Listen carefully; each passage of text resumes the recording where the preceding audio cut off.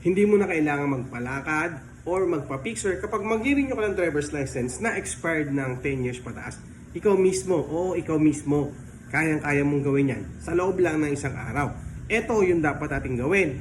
Okay? Simulan natin sa video na to. Okay? So una, pumunta po kayo sa pinakamalapit na district office sa lugar ninyo. I-check po ninyo kung nasa system pa ang inyong pangalan o ang inyong driver's license. Kung nandoon pa, magkano yung magagastos natin? Ang renewal po mga kaibigan ay 585 pesos. Ang medical naman po is nagkakahalaga ng 500 to 600 pesos.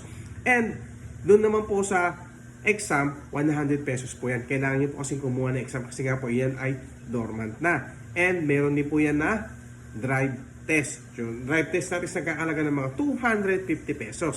Meron din po yung penalty na 225 pesos. Okay? So, yun lang po mga kaibigan ang magagastos natin kapag expired ang ating driver's license ng 10 years, 11 years, 12 years, 13 years, 14 years, 15 years, 17 or 18. Basta po, nasa doon pa sa system mga kaibigan, marirenew nyo pa ang inyong driver's license. Kaya, huwag po tayo magpapalakad. Tandaan nyo, mahal, magastos. Aabot nyo ng mga 10,000, 11,000. So, ganun po hinihingi nila.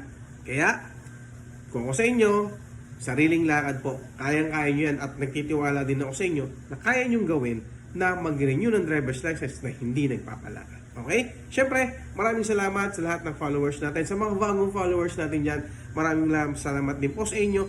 And, ingat po tayo palagi. Sana po nakatulong ang video na to. Thank you.